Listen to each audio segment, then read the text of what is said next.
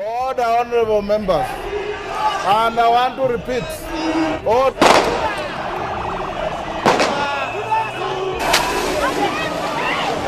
A powerful majority is on the rise with a particular vision for Kenya.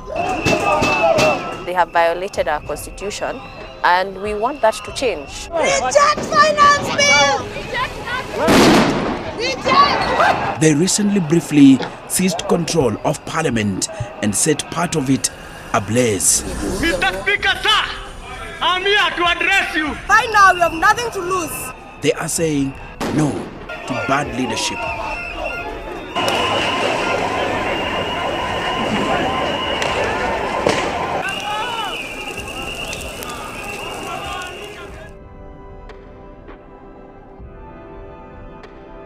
I concede, and therefore I will not sign, and it shall subsequently be withdrawn. And the lie persists, Mr. Speaker.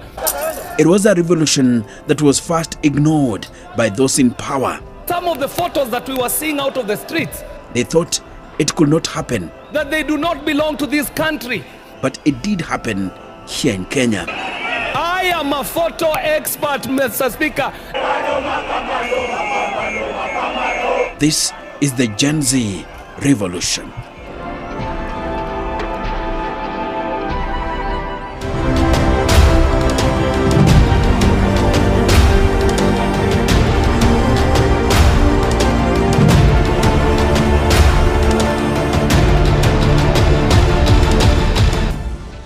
He's the only one who can bring clinker. He's the only one who can do cement. Nairobi City is known for being the administrative and political center of Kenya. while the president has the mind of his own, it is this house that dictates. Whatever happens in the capital greatly affects the East African nation. How can we face such a crisis, Mr. Speaker? Up to this particular point, I don't know what the Inspector General thinks.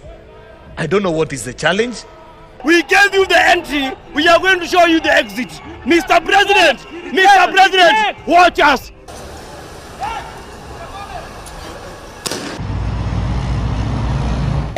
June 2024. A bold and new generation of young Kenyan protesters emerge on the streets of Nairobi. Reject that Reject! They are mostly young men and women willing to die for good governance.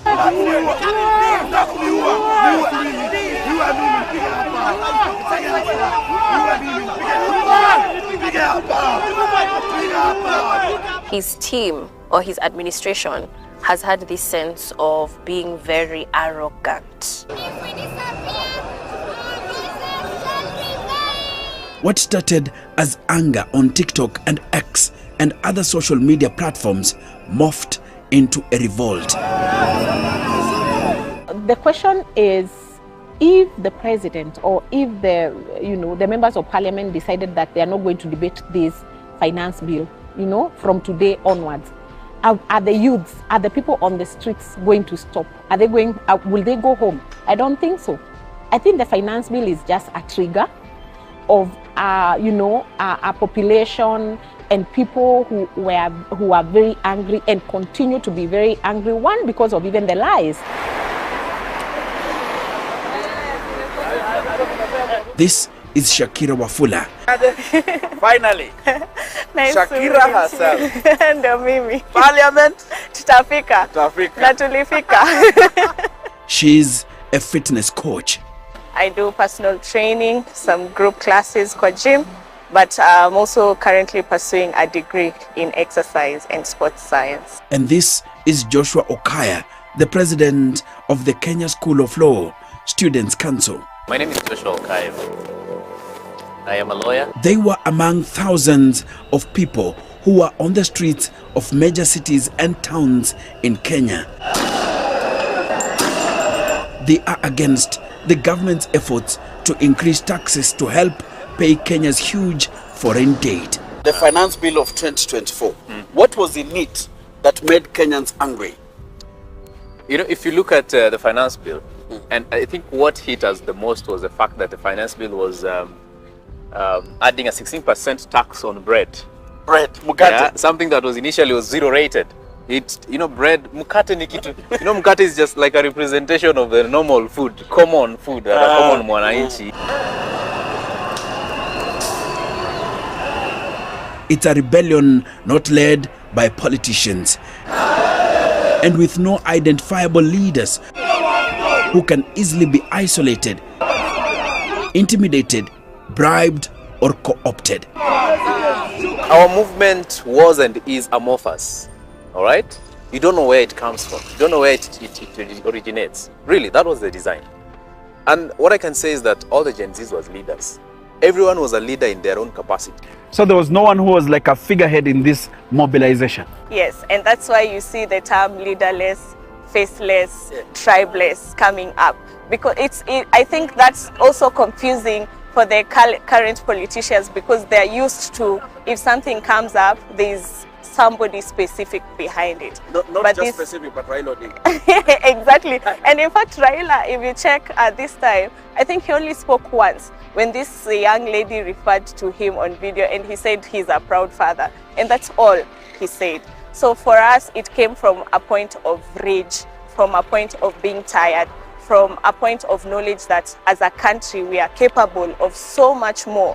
But these people in politics have laid a fence hindering us from moving on to the next level as a country. Generally, it's misrepresentation. It's leaders forgetting why they were voted in. It's the rampant corruption.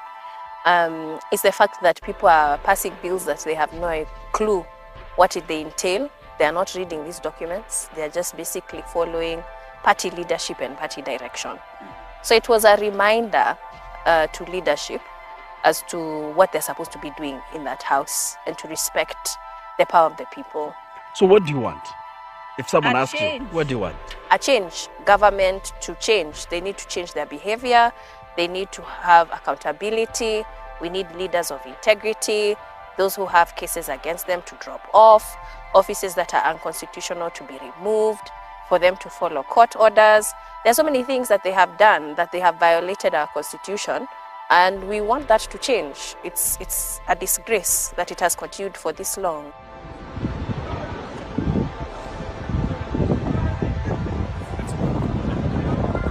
Issues of people in public offices displaying lavish lifestyles.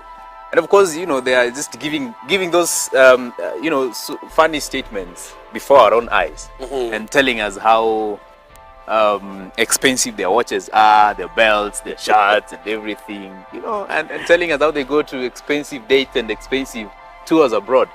So it was a whole, compilation of vices that resulted to now going to the streets to agitate for economic liberation. The public display of wealth and opulence, unless members of the public can quickly see where you've gotten it, they will not be happy. We want to reject the wastefulness of the members of parliament who do not represent us, the illegality of the offices that have been put up in place and they are not constitutional. Which offices are you talking about? I'm talking about one that I take personally offensive is the wives of the president, of the vice president, of the prime cabinet secretary, of which that office is not even constitutional in the first place. And I believe when Kenyans were putting these people in place, we only had pictures of them and not their spouses.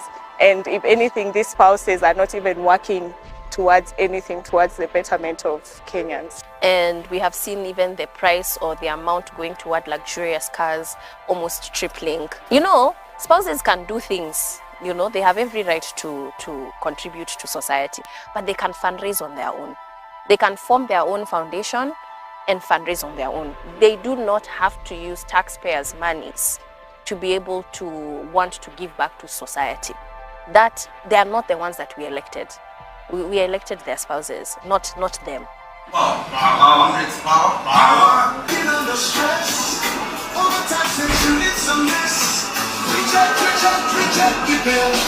It is organized through the public square of contemporary youth communication and engagement, social media that cannot be easily manipulated.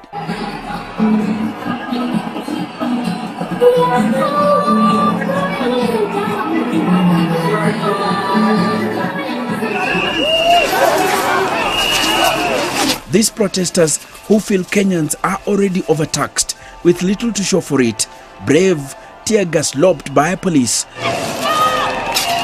to march through the capital Nairobi, bringing the city's central district to a standstill. Mary Mawako says the Gen Zs are not just mere protesters, they are also content producers and distributors. The organizing was very much online in terms of messaging members of parliament. I know one who said he got up to 20,000 messages, and he had to travel. He had to actually travel to Embu and see, is this a bot being used to text me with different numbers, so it looks like a lot of people. And he said he went to each and every single ward in his constituency, and he would just randomly talk to people and ask them about their finance bill. And he said he could not find a single yes. And that's what just made him, travel back to Nairobi, and that's how he voted no. Every part of their intense confrontations with police officers is captured and live streamed on their smartphones. We are not going anywhere. We are rejecting the finance bill.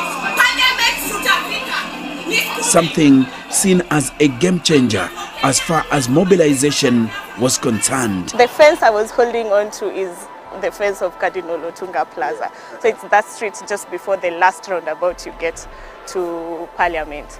So to be honest, at that specific point in time, I was taking a breather. I was tired, I was exhausted. I had outrun my energy that day. I was barely breathing because of the tear gas and everything. So I decided to take a rest at the fence. And I think that is what triggered me most, because at that particular point, I wasn't doing anything. I wasn't inciting anyone. I wasn't picketing. I was just taking a rest. And this bunch of police came towards me and they wanted to harass me. In fact, one held a baton over me and the other one was moving towards carrying me so that they can take me away from that position. I think my emotions overtook me and I found myself in that position. Do you remember the exact words you said? Do you remember?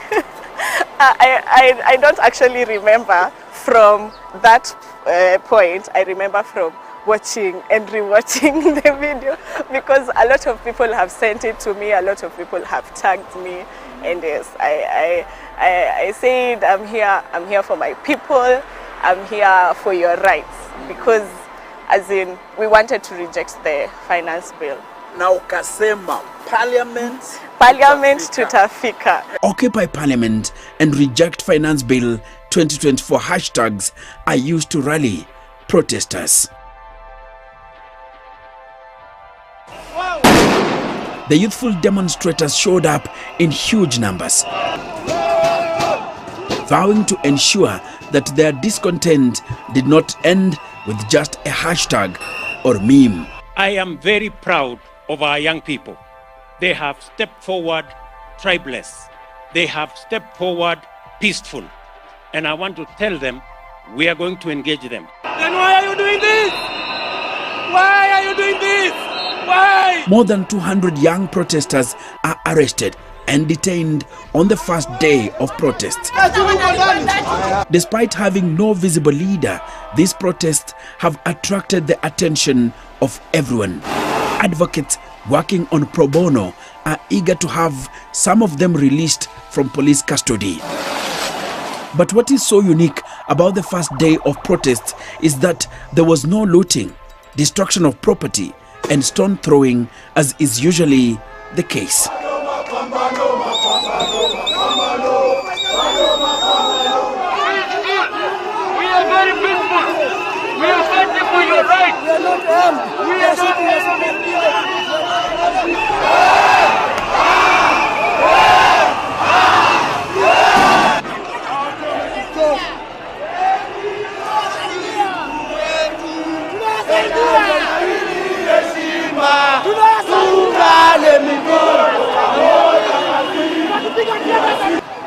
Several hours after demonstrators had been mobilized, the presidency would appear to bow to the pressure.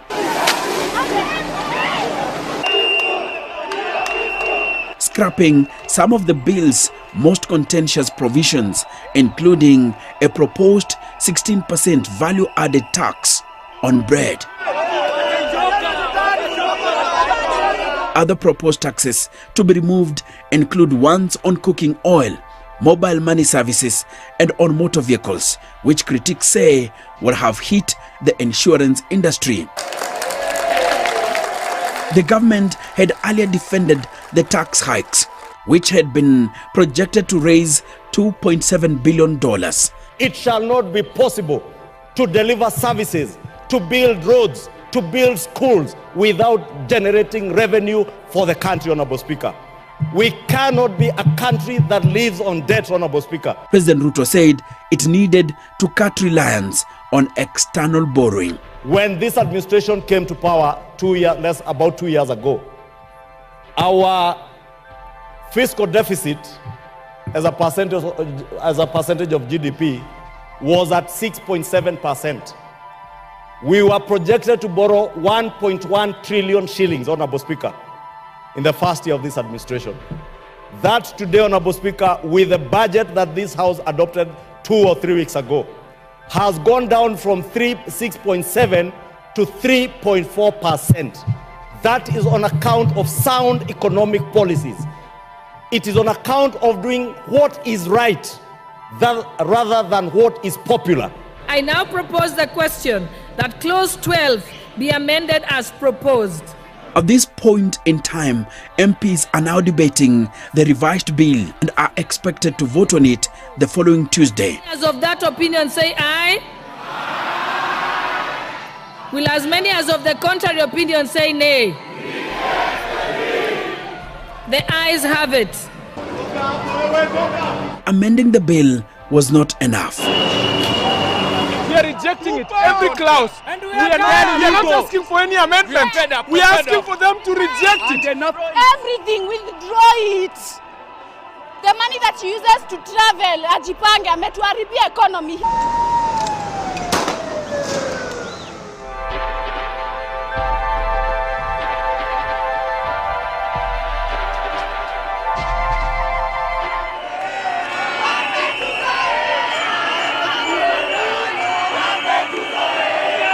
Day 2, Thursday, 20th June 2024.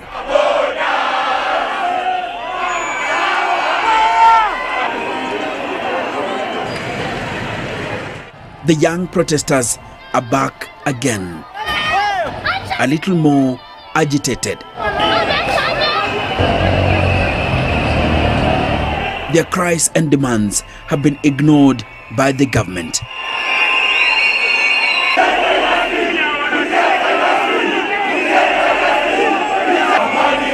Instead, those in power have been mocking them, some legislators even calling them idlers.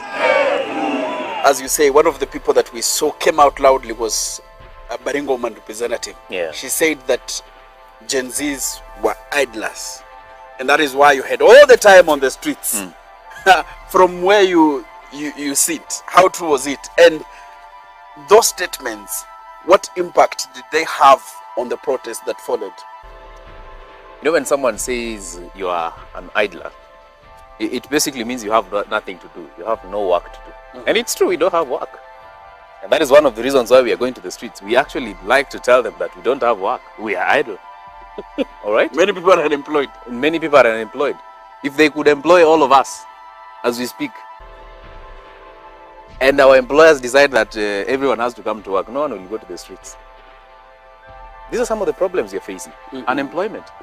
They're saying it as a joke, thinking that, you know, they're gonna get favor from the older generation, that we are just idle. He had two things to do. Number one, start a new Kenya. The way he was saying, start a new Kenya. Anything that was done by Akina Uhuru, Akina Kibaki, Akina Moi, you did not need to have a script that looks like them. You needed a new script for Kenya. Honesty. Corruption must go completely, because God is very angry on corruption. Very.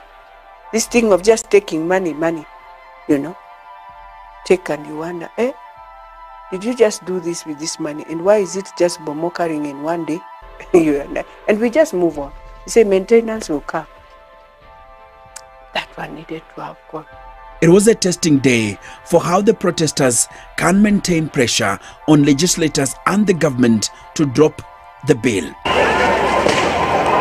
The battle between the police and protesters intensifies. The police are becoming more brutal.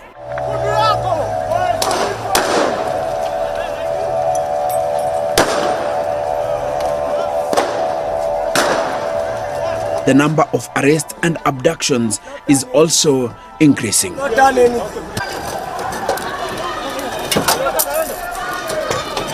But those on the streets are unrelenting. How can Ruto recover? I think he needs to listen to the people. That's the only way. He needs to calm down. You see the way people are telling him what? Ashuke. He needs to shuka. But for me, I think, is he the kind of person who's going to listen to anyone? Someone said that he advises his advisors on what to advise him about, something like that. I don't know what it will take for him to listen to the people, because that is the only thing he needs to do, listen to the people, and for once, just decide that he is actually a servant of the people. If he does that, then things can change, but I'm not sure that he's ready and willing to do that. How do you impose VAT and increase the cost of all those things? It is unfortunate. At this time, lawmakers are debating proposals to bring in new taxes. Have gone through. The anger of mainly youthful protesters is slowly turning into rage, and majorly focused on the government of President William Ruto, which they accuse of failing to fulfill their campaign pledges. A lot of times people will look for government services. What government service have I been provided for? And the first thing people will look at, especially young people, is healthcare, because this is childbearing age. Most people in hospitals today, if you were to walk in, is going to be childbearing mothers or children. But a lot of the public hospitals that we have are still lacking even medication and the most basic of facilities. So in complete agreement, because when we're paying all this tax, you want to be able to feel a sense of security that it's going to get back to me. We're not seeing that in the public. But it is the killing of Rex Masai by the police that changed the face of protest.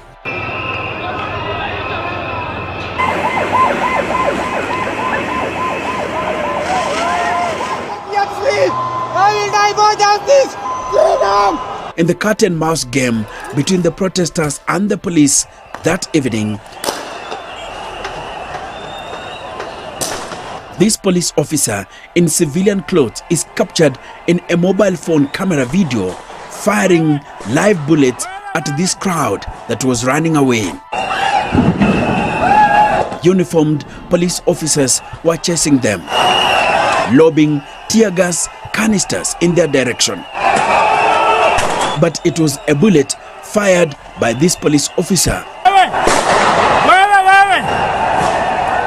that hit 29-year-old Rex Masai in the upper middle part of his left thigh. They had the sound of a what? Tear gas. So looking behind, they saw people running. So they had to run. So the friend ran in front. Rex was left behind. So on looking behind, he saw Rex limping. He tried to come back, but a policeman threw another canister. So he first ran for his life, then went to somewhere where he could see Rex. So on seeing Rex seated somewhere and bleeding furiously, he had to come out. According to his parents, Rex Masai had found himself in the midst of protests after leaving work that fateful evening. It was so brutal. Whoever gave an order was shoot to kill. I bet maybe he's not a father or who ordered shoot to kill somebody with no weapon. That was not a father. Rex would bleed to death with the police standing nearby, refusing to attend to him even as he battled for his life. He went to a policeman who was just standing somewhere. He asked the policeman, please help me, this is my friend. We take him to a facility where he can get first aid. The only thing he got, the answer he got, mwacha kufe huko. That was the response the policeman gave him. So he was bitter, he went to Rex. So he begged for sympathizers to help him carry Rex. Someone, I don't know, there are some boys, like 3 boys. They dragged Rex, they crossed that road to a nearby facility by the name Bliss. On arrival at the facility, he was pronounced dead. Even I have a footage of the cop who shot my kid. He has not been apprehended. And he did it again the other day, shooting live bullets again. It's the same guy? The same guy. The one wearing blue? Yeah. He did it again. I think one of the maybe bloggers, and he was shooting direct to journalists like you. Tear gas, direct in the faces. Bullet, gun. I saw the one. Not bullet. I saw the one with it was tear this, gas direct. not tear gas. Gun. To the media, direct.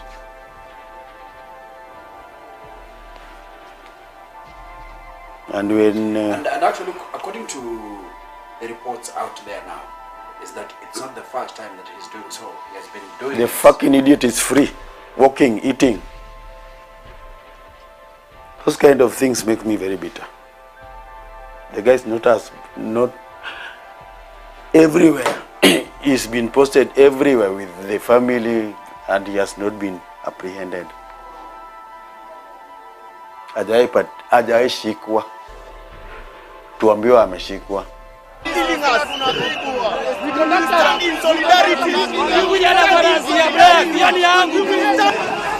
Anger had reached fever pitch.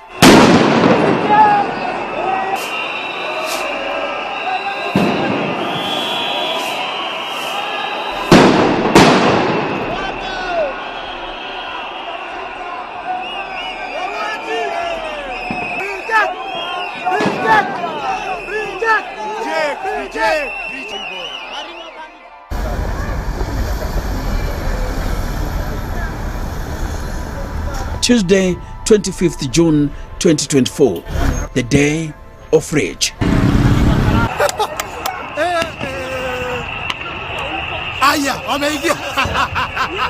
They came from all corners of the capital city. It was the second week of protest, and hundreds of thousands had taken to the streets of Nairobi and several other cities and towns. An online leaderless youth movement had gathered momentum. They had one rallying call: Occupy Parliament. In the history of the country, have we ever seen what we saw in the last 2 weeks? Absolutely not. Absolutely not. I've not slept for the last 2 weeks. It's been difficult to sleep because we're in a state that we have never crossed. It's completely uncharted. A lot of countries, even something like that to happen at parliament, they actually break into civil war. There's countries that become unstable because of people rising. And you know me, I like sitting behind. Then it's a very interesting place because you're able to see everything, what is happening. Very well, right to the last seat behind. So I'm seated there and I can hear firimbi. And I'm like, you know, in parliament you don't hear that firimbi. Even if people are demonstrating. Yeah, outside. You'll hear, yes, when they are closer. So it means they are just around the buildings. So I'm like, hey. On this day, parliamentarians were voting on the controversial Finance Bill 2024, which they wanted dropped. If passed, it will only require the signature of President William Ruto to become law. They wanted that stopped at all cost. But forward, they have had to... But legislators from the ruling coalition were having none of that. That clause 60 be amended as proposed. I now put the question that clause 60 be amended as proposed. Will as many as of that opinion say aye? Will as many as of the contrary opinion say nay? The ayes have it. They had expressed instructions from State House to pass the bill despite intensifying protests. So in the morning we said, okay, we shall put on our masks and just watch. We ended up doing that, so they were able to go close by close in terms of the amendments. When they say, all we were saying is reject the bill. William Ruto had become one of Kenya's most loved presidents on the international stage, but back at home, his popularity was dropping like flies. The cost of living had become unbearable for many. The rate of unemployment is skyrocketing, and corruption in government is second nature to breathing. Kenyans are furious. And then we must have some sense of asking ourselves, because it is something that is absolutely not in our mind, that when you hear the country pushing, what is Parliament supposed to do? We have learned our lessons. It's not about the executive. Parliament needed to have just burst the balloon. The bill is passed in Parliament despite the demonstrations that had attracted much bigger numbers. Now, yes, 195, no, 106, spoiled 3. The ayes have it. The charged protesters would become even more enraged. Then my former staff calls me and says, Mama Dago, sisi tumesha maliziwa, mujue wamnefika na ni wengi. Yani vijana tu wameamua ni wengi. So simfanye tu mtoke kwa hiyo bunge. Siwe utoke. They start charging towards parliament buildings. To try and stop them, police officers opened fire on the crowd that had massed around parliament. Some were felt in front of cameras. One of them, Erickson Chalo Mutisia. Others included Ibrahim Kamau. Muhammad Rasulullah. Muhammad Rasulullah.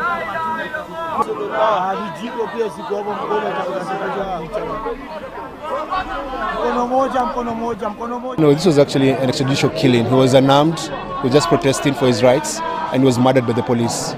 So we had to bury him and say goodbye to him. His life was cut very short as a very young man who had a great future, only 19 years old, and was murdered by the state. Despite police cruelty, They march on, breaking into the Parliament compound.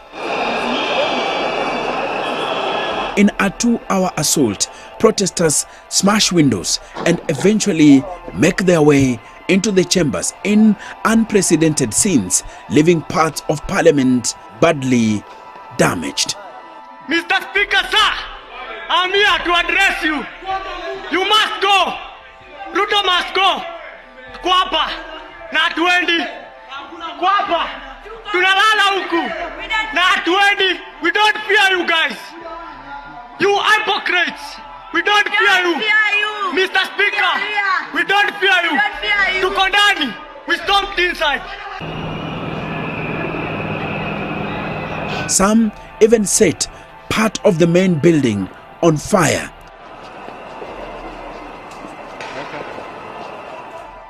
But we were praying also that everyone just goes home to their families. And the most sad part, Enoch, is that I don't know whether all of us are thinking that way. But you imagine in the 13th Parliament goes down to history. A parliament that was burnt. A parliament that young people died in. Their brains were just sprayed in the corridors of Parliament and everything.